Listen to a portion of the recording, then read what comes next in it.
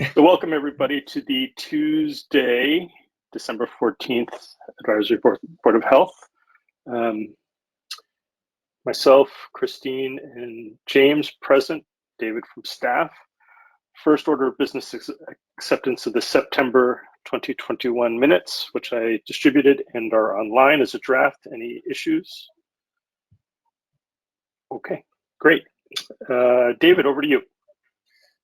All right, well, December is the time when we start working on and submit our budgets for the town administrator and finance department to review for the next fiscal year, which begins in July. So we have to put our kind of vision towards the future and think about what it is we would like the health department to do as we go forward.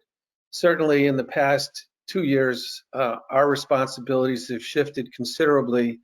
While actually not, they haven't really shifted.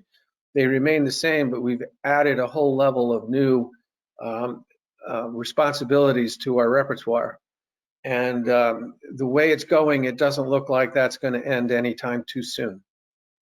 So that being said, spent some time kind of going over what we've done in the past, as I said, year and a half or so, 2 years since COVID began, and looking towards the future to come up with next year's budget. What I have submitted to you and what is on the screen now is part of the narrative that describes what we did last year, our accomplishments, and that was, primarily, obviously, besides doing our regular job of running a local health department in town and inspecting restaurants and septic systems and all the other things we do, beach water sampling, we got into the COVID business in a major way. In fiscal year 2021, we did 39 clinics and administered over 6,000 doses of vaccine. And, we basically figured out how to do that ourselves. And we did that with a staff of myself, a full-time sanitarian, a consultant, emergency preparedness consultant, and really a very part-time public health nurse. Our office administrator was out for a considerable period of time during that period as she had a baby. So we were running the office on a shoestring and managing what we did. In the current fiscal year, 21-22, we're continuing with our clinics in a big way. Plus, we're seeing a big increase in regular responsibilities because, in large part, due to the economic surge in town, we see the redevelopment downtown.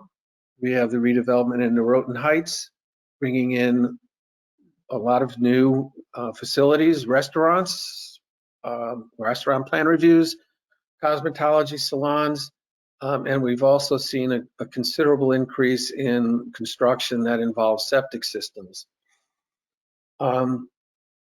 So that, in addition to, of course, the running of the clinics. And this fall, we were doing 3 different types of clinics, doing the seasonal flu shots, we're doing booster clinics, and we're also administering vaccines to the 5 to 11-year-olds. And we're running them all separately because otherwise it would get too confusing with scheduling and who gets what when. So we've kept each one of those types of clinics separate. And so that's what we're working on right now. And today we had another clinic. We did another 200 or so booster doses. We had a clinic on Saturday where we did 400 and some odd vaccination doses to the 5 to 11-year-olds. And at this point, we don't have any additional clinics scheduled, although a local medical practice has reached out to offer to run a clinic next week with us.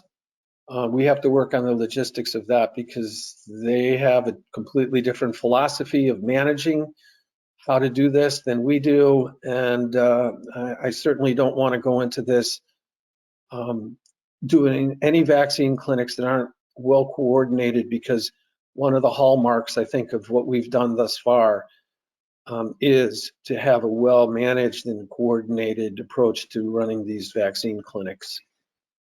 David, So what would be the advantage to partnering with another healthcare provider? Is it just getting more shots in the arms? yes, Like why would absolutely. Yeah. That's the only reason, because right now we have pushed our volunteers to the limit. Both the people running the front desk and people vaccinating. We've had to pay this fall, pay that group, the vaccinators, that is. We still haven't been paying our front office, our front end people. They're still volunteering. There's only so much that we can expect of that group, and they've admitted and conveyed even to the first selectman that they're reaching the end of their I don't want to say desire. We've done 54 clinics in less than a year, and these folks have been there, and we have never had a problem with staffing our clinics until recently. And it's just, with the holiday season and whatnot, it's just hard. So this local provider, actually, the initial date that she offered to us to do a clinic was on the 1st of January. And if my recollection serves me right, that's New Year's Day. And, we respectfully, we appreciated the offer, but we're not going to be running a clinic on New Year's Day. I'm sorry. We just won't do that. So yes, Kevin, the answer to your question is the reason to partner with somebody else is simply to do just that, and that is to get the booster shots into those people's arms that want it. We're having a more of a demand and more request for boosters than we are for the 5 to 11-year-old kids. And but in any event, that's where we are. And for next year's budget, what we're looking for is to basically streamline and go into a different kind of a direction, looking at some progressive public health programs, including, continued pandemic response, obviously. I think this is going to be something we'll be doing for a while. Working on community resiliency to address climate change and hazards associated with extreme weather events. I mean, we had a couple major flooding issues this summer, and, that was another.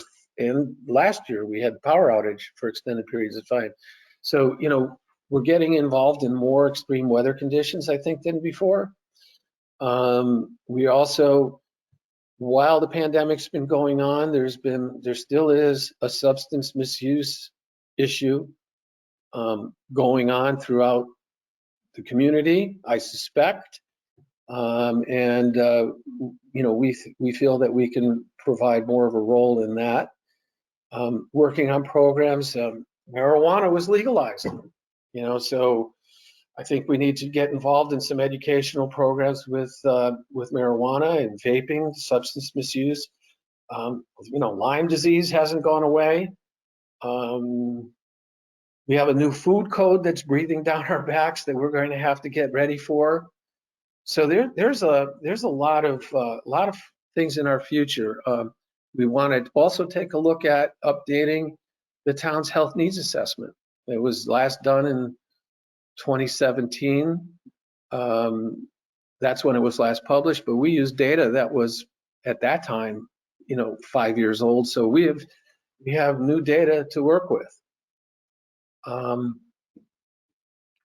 And so that's kind of a nutshell of what we're looking at. And if I can figure out how to do this, go back to another screen where I can show you, I think, I can figure out again how to do that.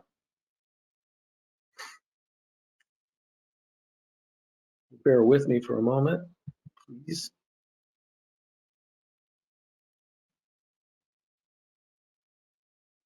Nope, that's not going to work.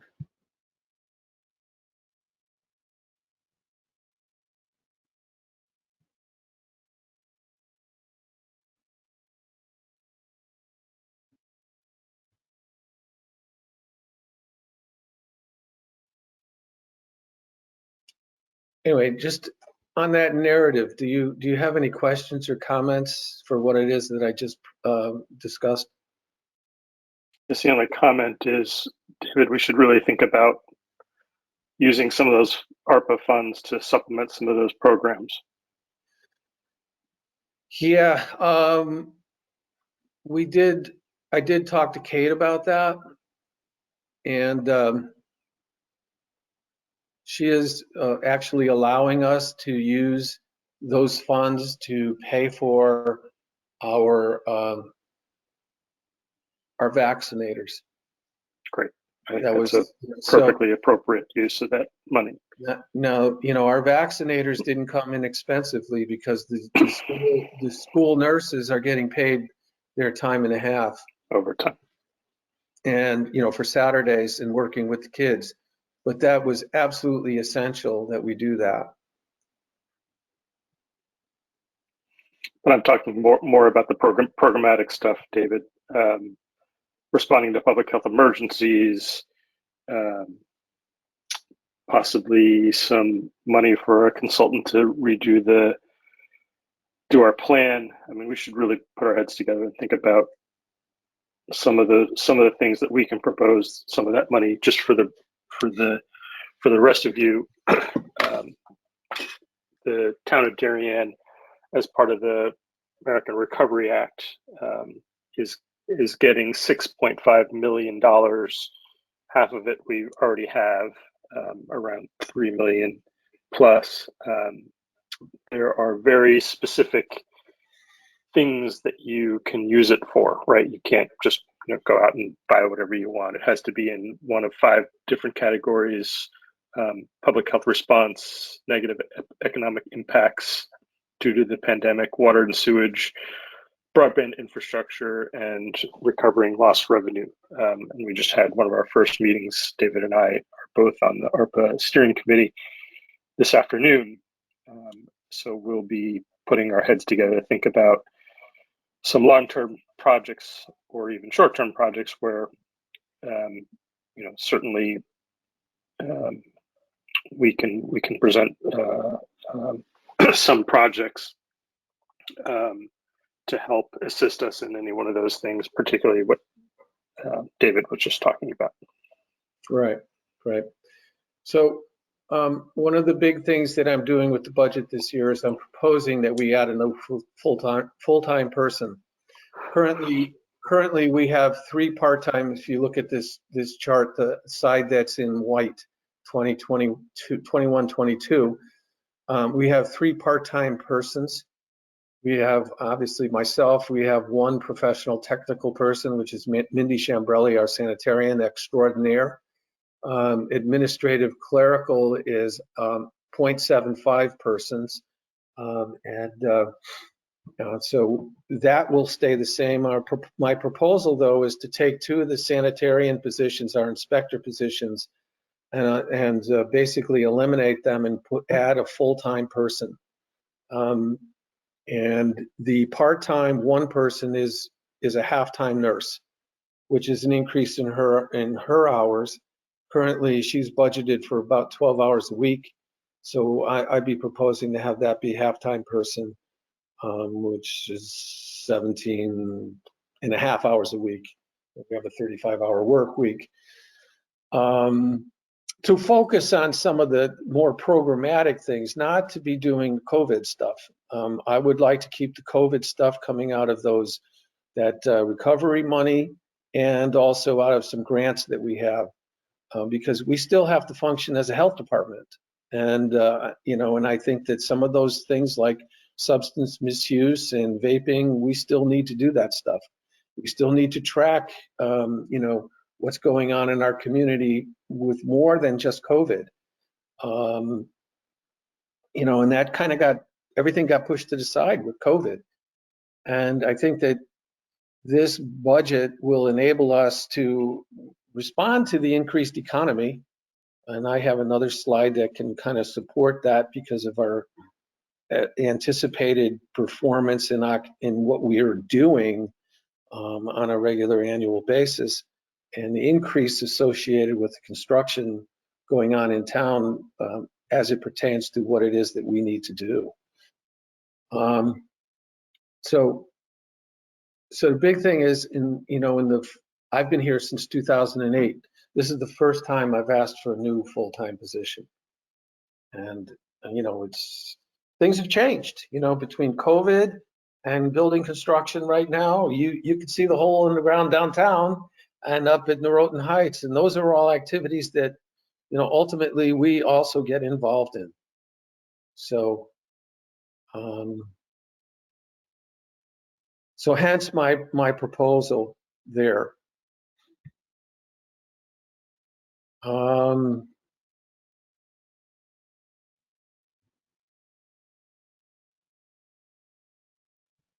The other thing that I wanted to share with you is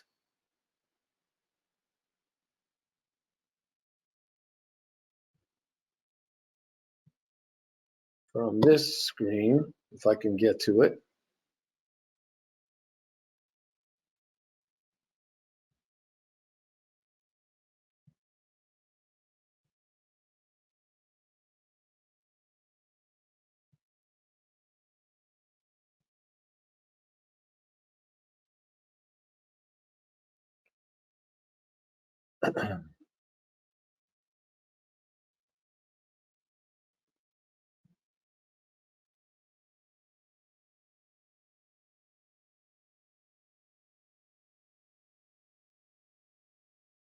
I'm getting closer, trust me.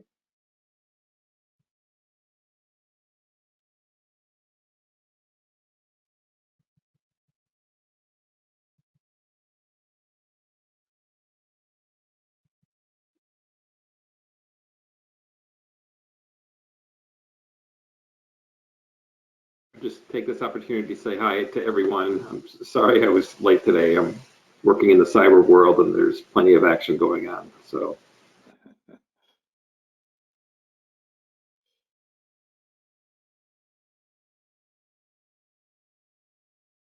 Okay, so in this slide, try to, one of the big things that I think that you can take a look at that have really changed for us is slide number 10. I mentioned septic work before. Septic is very time consuming. Very complex, very time consuming, and it really involves a great deal of expertise, multiple trips to sites and evaluating, land and land use. And it's just a complex set of parameters that we're working with there. And our numbers have gone up from 1920 to what we were doing, in last year, 1920, we did 124 basic septic related activities. So, last year we did 202. That 125 that was in white in the column to the right there, that was a projection. And this is where we are. And this is, we're seeing a constant demand for increased work out in the field related to septic systems. Very time consuming. The other thing is of course, we're going to be projecting more and more food service inspections. We're projecting more flu shots to be given, although those are only flu shots. That's standard activity for the health department. I didn't even put in, COVID is down the bottom here. If you can see 8,000, we didn't even have it projected, but we did 8,000 vaccinations in fiscal year 2021. That was projected 500. We didn't know what was going to happen. And I don't know what's going to happen in 22, 23. I'm guessing 2,000. So, we see a very expansive role for the health department in the future.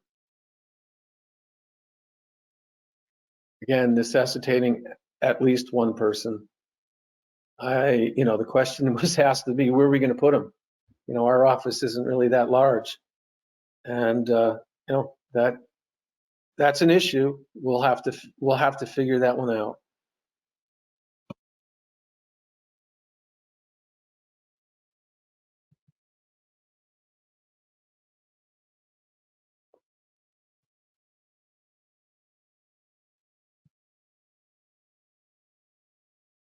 Finally, I want to try to get to an updated summary for our COVID. And are there any questions about health department projections for the future, or what it is I'm showing right now? I'm going to discuss the need to add more staff, or conceptualizing what it is we are doing as a department. David, would it be helpful to you to have some backup support from the ABH for your proposed headcount? It most certainly would. Okay.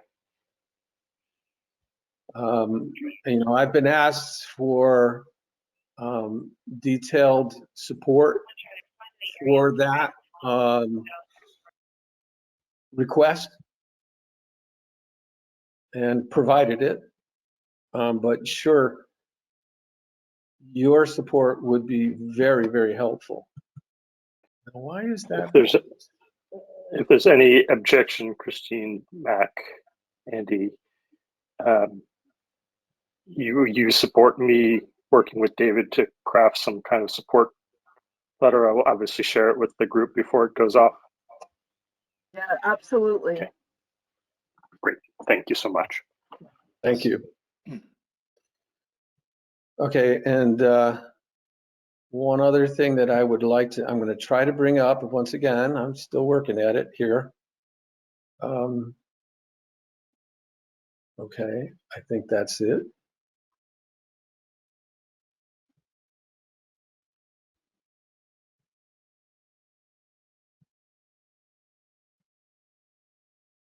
Where is it?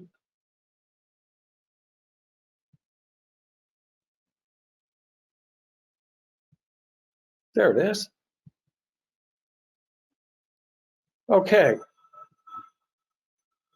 Somebody's calling from Florida. Must be important. So you've all seen this COVID report. This is partly from last Thursday, and some of it is updated as of today. So this number on the lower right-hand corner, you can see it's dated 12/9. So that's as of the 9th of December. And you can see what our trend has been on a monthly basis. November was a big month, but wasn't as big as last year.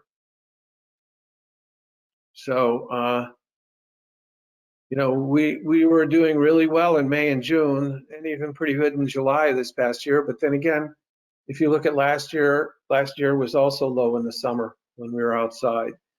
And it seems like as soon as October hit, you know, after Halloween, you know, cases went up. We're back inside. And interestingly enough, in conversation with the schools and, you know, and doing our own contact tracing and interviews, we're finding that there's a very high degree of family transmission. And it's not really particularly tightly related to what's going on in school. Just to kind of break it down a little bit more for a weekly view since the beginning of July. You can, if you want to go back, there's a hyperlink that's on this page. You can go back to the earlier reports that give monthly or weekly data throughout the entire pandemic. But we started tracking it again in July because that's when really the new variant, the Delta variant, was identified, which, according even to this point, that's still the primary variant that's being found when they're doing their sequencing. But you can see our weekly numbers are up, and we'll see what happens this month. The other thing that's different this time around from any other time from the previous round of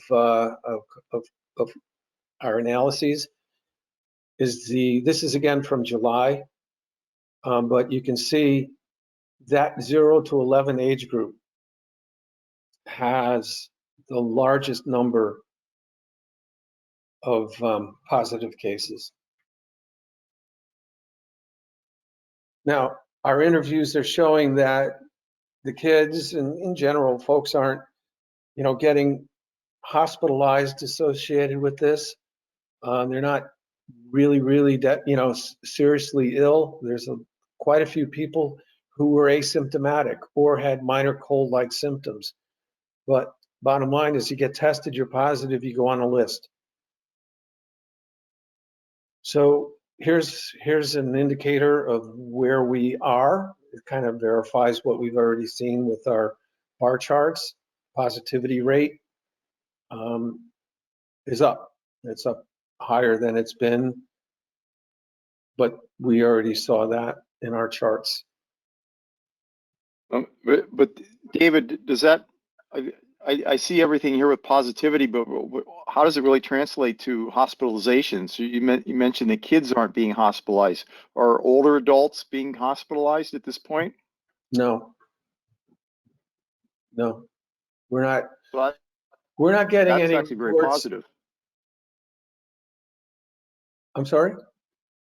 I misspoke. So that in itself seems very positive. If I conveyed the message that it was only kids who weren't ending up in the hospital, then that is not the message I intended to convey. We don't have any reports of hospitalizations to this point. And, so we're not seeing hospitalizations. What we're seeing is that most people who are, testing positive on our interviews are reporting relatively mild cold symptoms. And quite a few people are being tested just because they're getting tested regularly, or they want to travel, or they want to get together for the holidays. So, there's a lot of different reasons that people are being tested other than just that they feel like they're not feeling well. Well, that is one of them. But no, I don't want to convey the message that there are hospitalizations occurring in Darien residents. That would be part of our report and will be part of our report should that come about.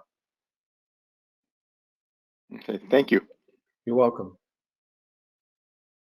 Yeah, so the positivity cases is a function of what we get reported to us through the state database. We have a couple of ways we're getting reports, and it makes it, and I'll get to that, because we also have our drive-through clinic. And when they get their positive test reports, they send us the reports immediately. So if we get positives today, we know about it today, but it may not go onto the state database for as long as a week, because there's so many reports right now. There's so much activity in positive cases that the state database system is being somewhat overwhelmed. This page is under construction. It'll be a little bit better formatted for this week's report, a weekly summary. But it's an important reference page on where to get vaccine, and just some highlights. Also a link to the Darien Public Schools, so you can see what's happening at the schools. But what I wanted to do was I moved the chart that used to be on that page, which was Darien vaccination rates, to this page to compare and show how our vaccination rates in Darien compare with what's happening statewide, because I thought this was kind of interesting. Now, all the columns don't perfectly align because the state has changed their age grouping, but I think one thing to look at is like our newest eligibility row is the 5 to 11-year-olds. And if you look in Darien, which is to the left, we have 52% of the 5 to 11-year-olds have at least received their first vaccine.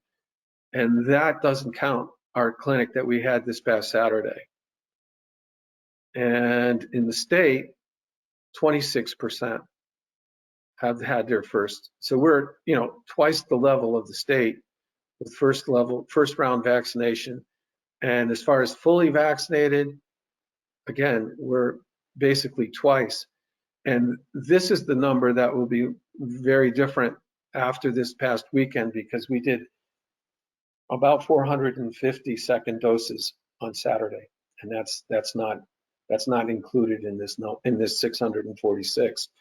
So so if we're up over, we're going to be close to half. I'm sure we're going to be close to half fully vaccinated of the 5 to 11-year-olds in town by the time Friday's report comes out.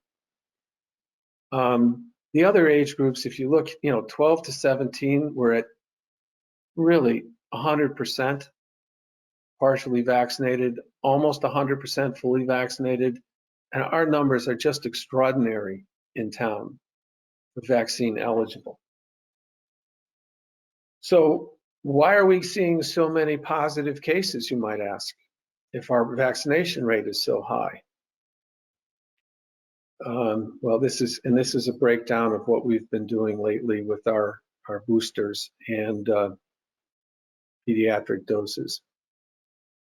And so what we've been doing, this is part of our interviews, and so what we found is, most of the positive cases are either kids that haven't been fully vaccinated, and that includes, if you look at the bottom 3 to 8, the date range of December 3rd to the 8th, we have 15 kids that are from 5 to 11. Now, they're eligible for vaccine, but they're not considered to be fully vaccinated, and none of that age group is going to be fully vaccinated until basically Christmas Day. That's 2 weeks after Saturday. So that age group that has the highest numbers either weren't vaccinated or aren't fully vaccinated, number one. And number two, we're seeing a high number, as you can see under the fully vaccinated column, 23 adults fully vaccinated. We call those breakthrough breakthrough cases, which is why there's such a push to do boosters. The concern is that with time, the efficacy of the vaccine is reduced. So the thought is, well, we'll get boosters into people. So we've been offering boosters, and as long as there's a demand, we're going to, again, kind of take a look at what the demand will be. We're looking at doing another clinic on the 22nd, depending on what the call is from the public, and also be reassessing opening clinics back up after the first of the year. But we're going to have to take a good hard look at how we're going to manage these clinics, because we can't continue expecting people to show up time and time again, just out of the goodwill of their hearts. Like I said, we've done 54 clinics so far.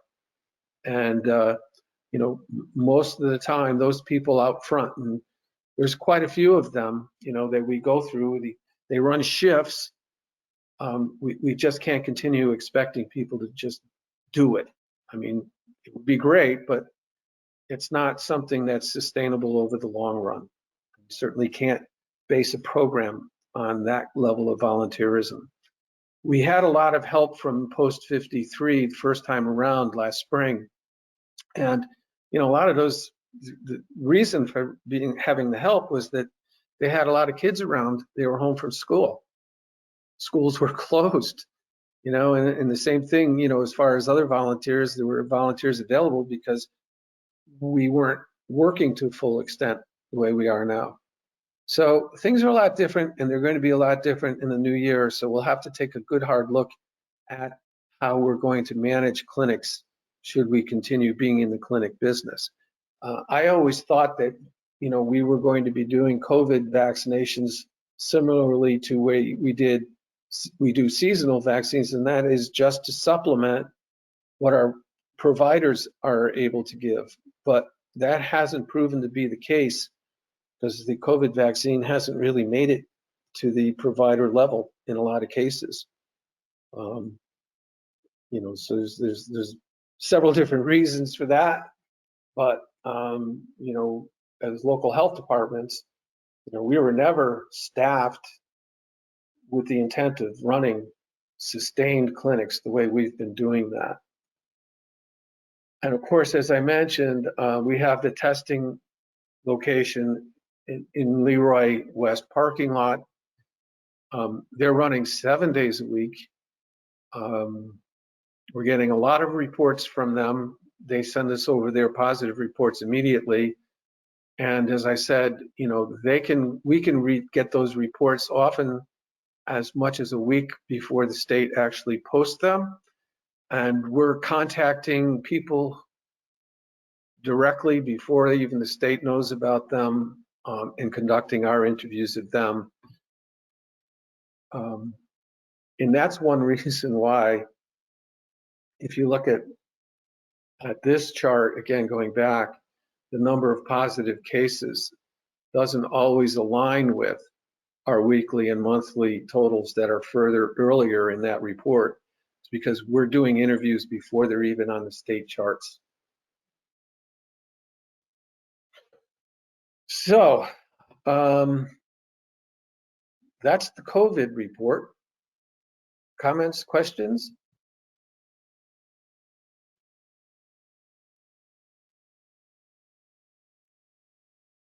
No, I see these, David, on the website, and you send them out to the ABH, but it's really great to have kind of the context and the chatter behind it. Thank you. Yeah, absolutely. I have a question, David. How are they dealing with the quarantining of the children who might be school-age children who are positive, and their families? Or if a family member is positive and the child isn't, are they still going to school? Are they isolating? What is the policy? Do you know? Yeah, they're not supposed to go to school. If there's a close contact, that person, if nothing is simple. If they're fully vaccinated, they can go to school. They have to wear a mask. Obviously, you're in school. You still have to, you still have to wear a mask. If you have any symptoms, you're not supposed to go to school. You're supposed to get tested and isolate, quarantine.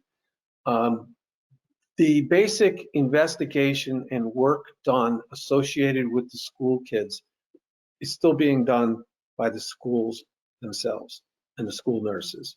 So they're doing and managing quarantining of school kids, hence our link to the school website.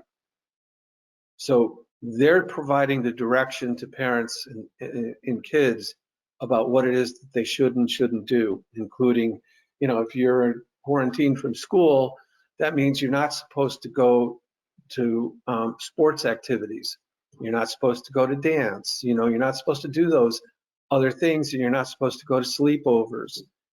So that kind of information is done in the interviews that are done both by our contact tracer.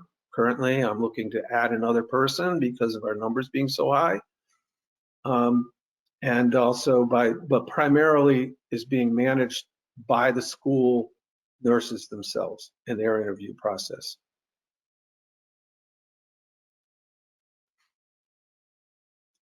Did that answer your question, Christine? Yes, thank you. You're welcome.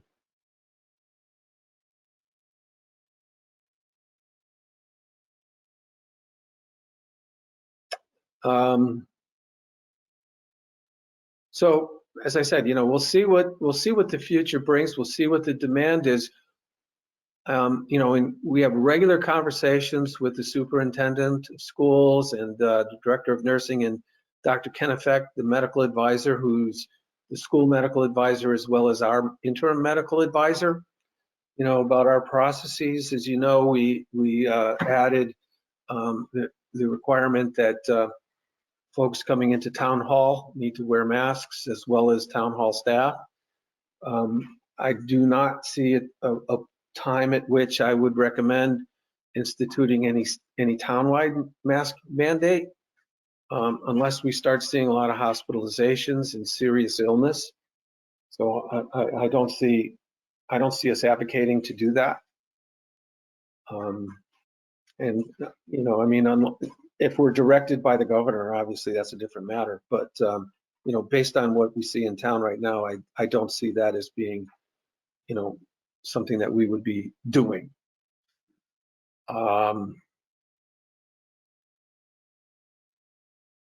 So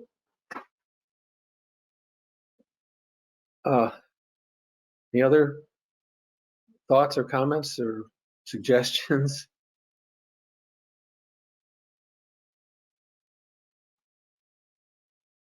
Okay. And there were just a couple other health department items that I thought I wanted to mention tonight, because it is that time of year when we spend a lot of time inside. It's a completely different subject, but it has to do with radon and radon test kits. Once again, we've partnered with the Department of Public Health to get a bunch of radon test kits. We have them in the office free to the public. If they want to come by and pick up a kit, test their house. Radon has been recognized as being the second leading cause of lung cancer to smoking. And it's pretty easy to remediate elevated levels of radon, but you have to test because you can't see it, you can't smell it, and you can't taste it. So these test kits are really innocuous, real simple to use. You know, they come with mailers, so you can mail it in, folks can mail it in, and we encourage people to stop by and pick up a radon test kit. And finally, the other big activity that we have at this time of year is every food service facility in town is subject to having their food permits renewed. They expire at the end of December. So that's a monumental task that we go through every first of the year with renewing permits. 150 plus facilities have their permits renewed. One of the items, and I don't know, I don't think I mentioned it as part of my budget discussion, is that I'm proposing that we add new software to enable online processing of permits and online payment of fees so that we can more automate our permit renewal process than what we do now. Right now, we're still doing everything paper. We can't accept credit card payments, and finance doesn't want us taking cash. So, you know, hardly anybody writes checks anymore, but in order to do business with the health department, people still have to come in and write a check. So You didn't mention cryptocurrency. no, you're going to have to give me a lesson in that. But really, so at this point, that's one of the major, that's a major capital project request that I put in for, was to really kind of upgrade our software to enable online portals, access to records, public records, that is, you know, to enable like realtors to look up septic system as-builts, and also to do all permit applications. And we have a bunch of permits that we ask for, you know, in the septic world. It's well permits, it's soil testing permits, it's plan review permits, it's permits to install septic systems, and permits to discharge. All different kinds of, you know, processes and fees associated with those things. So it would be really, really, I think, highly efficient to be able to offer that service to the public and to contractors and to our restaurateurs, so that they can just do all this renewal stuff online. And David, that's really certainly not unreasonable. I know that, like the Parks Department, for example, they collect, you know, fees for activities. You can certainly pay by credit card. So I would think the town would almost want to streamline that across every department. You would think, but I have repeatedly asked for an approach to streamline and be incorporated into all of the other departments that accept fees, but I have not been successful for whatever reason, I don't know. But it just hasn't been able to happen, and I could use some support in having that happen, because it's been extremely frustrating And it was really, really difficult last year when, when our office administrator was out on the maternity leave, for us to be able to, because we have to process checks, and that's a whole nother level of bookkeeping work that my staff of myself and Mindy, it's another chore that makes life very difficult. Well, So I'd be happy to work with the rest of our committee, with Kevin, and we come up with what's the word, proposition, just because when other departments are doing it, why can't public health? yeah, totally. I think that's a good question to ask, and I have asked it, and I haven't made much progress in that. So anyway, our food service permit renewals, I hope that this is the last year we do it by paper. I'm really hoping we get this budget approved and we can move forward with doing electronic renewals for next year. That's my plan. I'd like to have a full-time staff person on hand for next year, a half-time nurse, focus on our grants and these other programs to pay for whatever it is that we're going to do in COVID, and have that be an adjunct to what it is we as a health department are providing as, in our regular services. So it's a little different budget plan and concept from years past. We really haven't asked for any increases in the past. We haven't asked for full-time people. And in fact, even with those two, with a full-time person and the software increase, my budget increase is 17%. So, I mean, and in the world today, with all the work that public health is being charged with and the responsibilities we have, we feel that it's really important at this point to kind of, improve the kind of the structure of our public health department in Darien.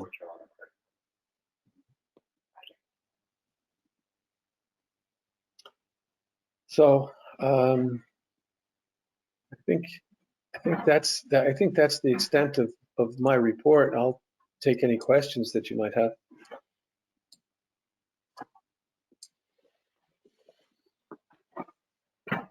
No questions from me, David. Just a sincere kudos to all the hard work, well, not only this year, but over the last 2 years, particularly as it comes to COVID. I think across the board, whoever you talk to, Darien gets high marks for our response to the pandemic. So congrats to you and the staff.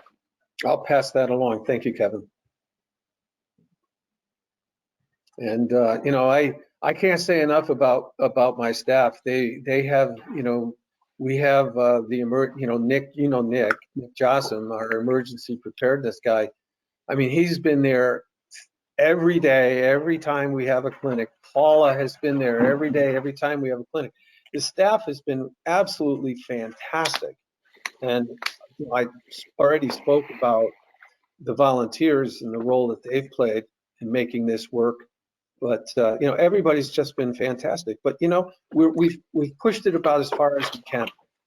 And the last thing I want to do is to partner with another enterprise and have us have a bad clinic. So we're looking at that very carefully. Agreed. All right. So unless anybody has any other questions, comments, or suggestions,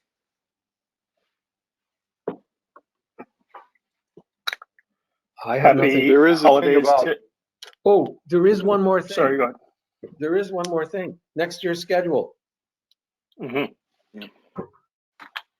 So I will send out an email. I meant to look at the calendar, but I didn't get to. But it looks like if we're going on the, so David, it's always around our birthday. So let me figure this out really, really quick. Right? It's the second Tuesday of every month. So it's is that right? It's the second Tuesday. Yep. So it's the March 8th, Tuesday the 8th. And then 1, 2, June, right? I got that right. June 14th.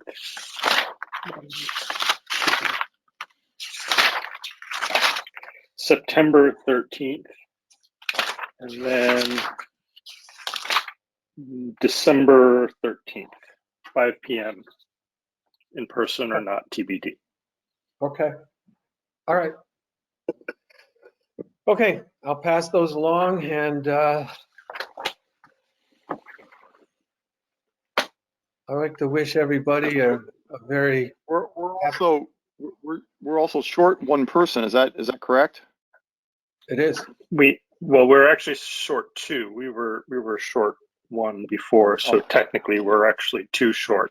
But I do believe that another candidate is in the works through the RTC. Oh, good. Okay. Yeah, a physician. Yeah, doctor. Great. Let you know. Happy healthy to everybody. Thanks again, David. All right, thank you. Best to everybody. Thank you. Thanks, everyone. Thank you. Bye.